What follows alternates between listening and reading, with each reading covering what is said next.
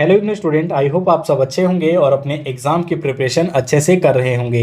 आपके exam preparation के लिए आज के इस वीडियो में हम आपके लिए BHDE 143 का सैम्पल क्वेश्चन आंसर PDF लेकर आए हैं, जिसे आप gas paper, important question answer PDF या एग्ज़ाम नोट्स भी कह सकते हैं। आपको बता दें, इस PDF में आपको 3 सेट सॉल्व पेपर दिया जाएगा, जो कि आपके मोस्ट इंपॉर्टेंट क्वेश्चन आंसर्स के होंगे। इसमें जो है टोटल आपको around 15 to 20 questions with answer देखने को मिल सकते हैं, और ये सभी क्वेश्चंस के एग्ज़ाम में आने के काफ़ी ज़्यादा चांसेस है।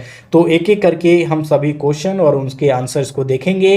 अगर आप इस वीडियो को देखने के बाद इस PDF को परचेज करना चाहें तो दिए गए व्हाट्सएप नंबर पर मैसेज करके आप इस PDF को भी परचेज कर सकते हैं। साथ ही साथ आपको बता दें, BHDE 143 का हमारे चैनल पे प्रीवियस ईयर के क्वेश्चन पेपर का कंप्लीट एनालिसिस किया गया है, तो उसको भी आप एक बार जाके जरूर चेक कर ले। तो पहला क्वेश्चन कुछ इस प्रकार से आपसे पूछा जा सकता है, दो बैलों की कथा की नैतिकता स्पष्ट कीजिए।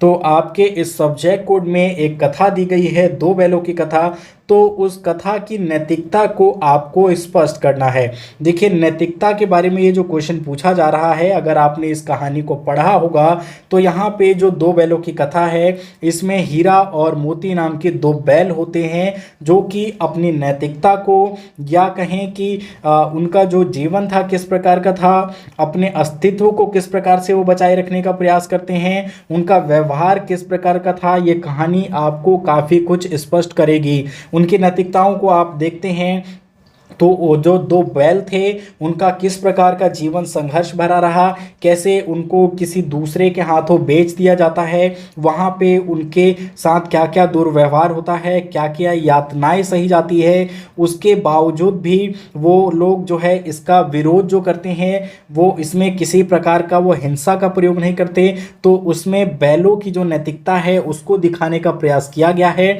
इस कहानी में एक जिक्र आएगा कि जब दो बैल ये आपस में बात कर रहे होते हैं, तो एक बैल दूसरे से कहता है कि अगली बार अगर उसके मालिक ने उसको मारा तो वो भी उसको एक दो लगा देगा। यानी बैल उसको लात मारने की बात कर रहा था, लेकिन दूसरे जो बैल था उसको नैतिकता अपनी दिखाता है और उसको समझाता है कि हमें ऐसा नहीं करना चाहिए, क्योंकि हमारा जीवन इस प्रकार का नहीं है कि हम जो है द्वेष में आकर बदला ले। और एक जगह पे वो जिक्र करता है कि हमारी जाति जो है, यानी जो बैल जाति है, उसकी स्वाभाविकता को, उसके व्यवहार को ये सूट नहीं करता है। तो इस प्रकार के कई जगह पे तार्किक और नैतिकता और उनके चरित्रों के बारे में विस्तार पूर्वक वर्णन आपको इस कहानी में देखने को मिलेगा। जब इस कहानी को पढ़ेंगे तो बहुत ही इंटरेस्टिंग कहानी है, तो इसे आप जरूर पढ़ ले। इससे रिलेटेड एक क्वेश्चन आपको जरूर देखने को एग्जाम में मिलेगा। अगला क्वेश्चन भी दो बैलों से रिलेटेड हो सकता है। दो बैलों की कथा कहानी संघर्ष और मुक्ति की कहानी है। तो ये पहले क्वेश्चन से ही रिलेट कर रहा है। पहले क्वेश्चन में ही मैंने आपको बताया कि इनका जीवन कितना संघर्ष भरा रहा था, इन्होंने बहुत सारी यातनाएं सही, इनको मार पिटाई का सामना करना पड़ता था, इनको प्रॉपर जो है चारा वगैरह नहीं दिया जाता था। तो ये कहानी उस समय को स्पष्ट करती है। उस समय से अर्थ है यहाँ पे जो दौर चल रहा था 1931 का, तो उस समय हमारे देश में किस प्रकार के राष्ट्रीयवादी आंदोलन चल रहे थे, किस प्रकार का संघर्ष चल रहा था।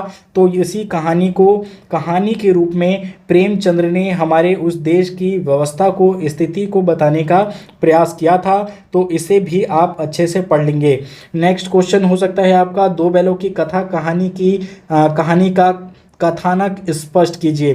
तो इसी प्रकार से यहाँ पे सभी क्वेश्चंस और उनके आंसर दिए जा रहे हैं, जिनको आप अगर कर लेते हैं तो एग्ज़ाम में आपके इजीली पासिंग मार्क्स आ जाएंगे। अगले क्वेश्चन की तरफ बढ़ते हैं। जो आपसे नेक्स्ट क्वेश्चन पूछा जा सकता है वो कुछ इस प्रकार होगा,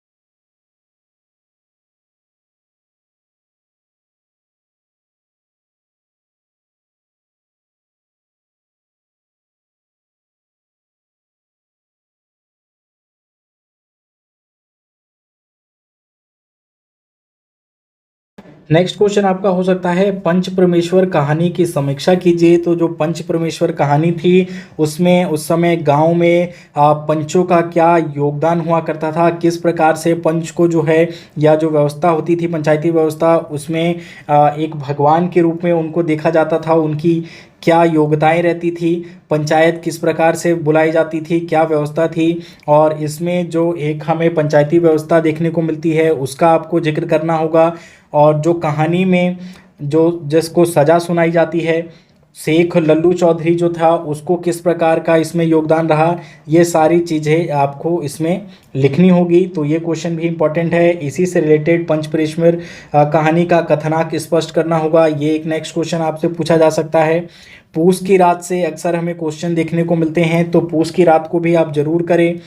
प्रीवियस ईयर क्वेश्चन पेपर में भी पूस की रात चैप्टर से एक क्वेश्चन बना था और इस बार भी वो पूछा जा सकता है, तो उसको आप ज़रूर कर लेंगे।